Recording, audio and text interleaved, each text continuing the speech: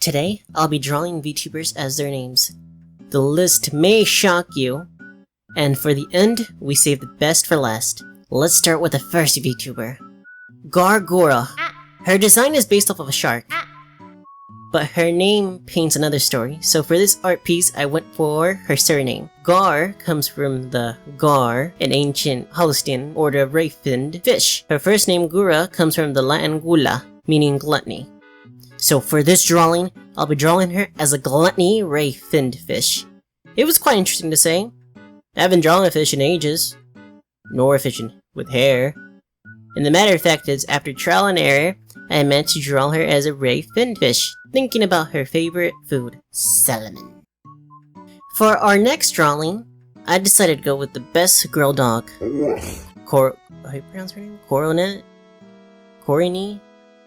I had a field day with her name. The word Koroni?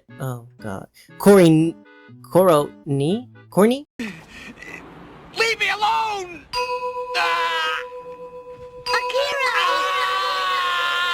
What the fuck? Resembles the Japanese word for chocolate, cornet, a type of sweet bread from Japan, which plays with the fact that she works in a bakery. Kori's surname, Inugami, roughly translates as dog god, or dog spirit, is a spiritual possession by the spirit of a dog, widely known about in Western Japan. I'll be honest, I love the fact that her name has a lot of meaning to her character. During this drawing, I went for a type of dog to match the vibe of her name, as well as trying to combine the word chocolate cornet with the dog spirit. So during the process, I have a hard time trying to fuse these two words until I heard fusion in my head. Then BAM! Then PAL! I drew her as a dog wearing a cornet. I could have drawn her as a dog covered in chocolate, then I realized that wouldn't make sense because the cornet needs to be there. And after arguing with myself and winning, I decided to keep the original idea.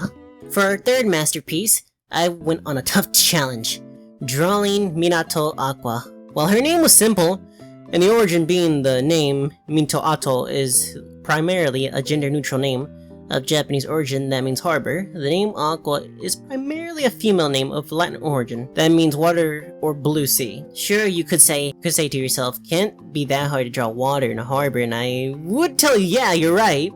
But if you know who I am, I'm not the type of person that draws Studio Ghibli backgrounds.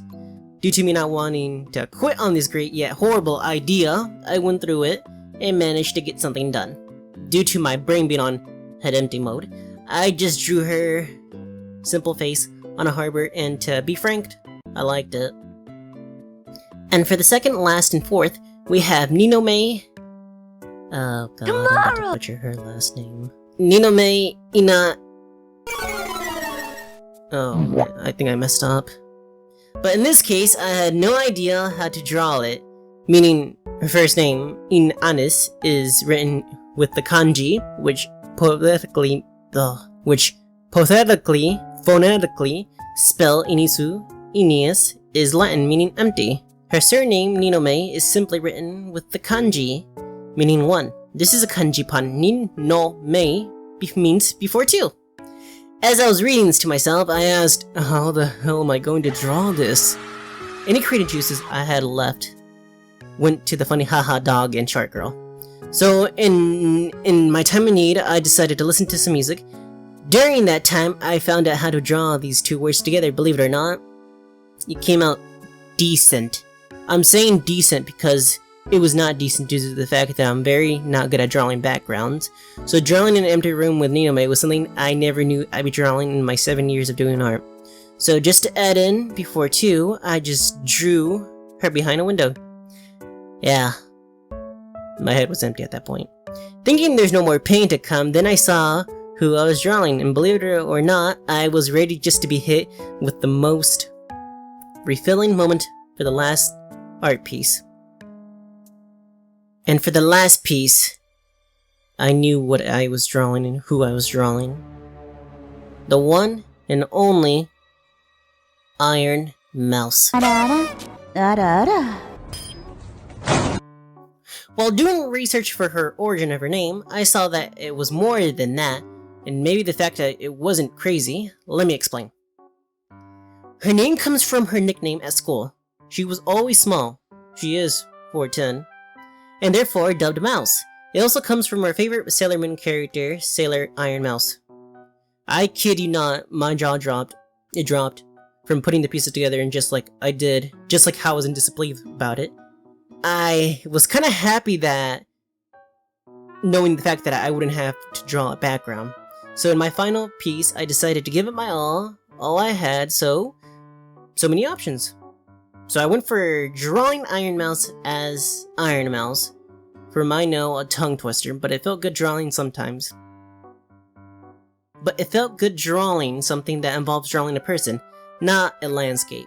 But after drawing Ironmouse as Ironmouse, I realized I could do more, so I decided to draw Ironmouse's mech. But after finishing the last piece, I decided to think it was a good place to end with the giant mech Ironmouse. To be honest with you, I thought about more, but no. I couldn't.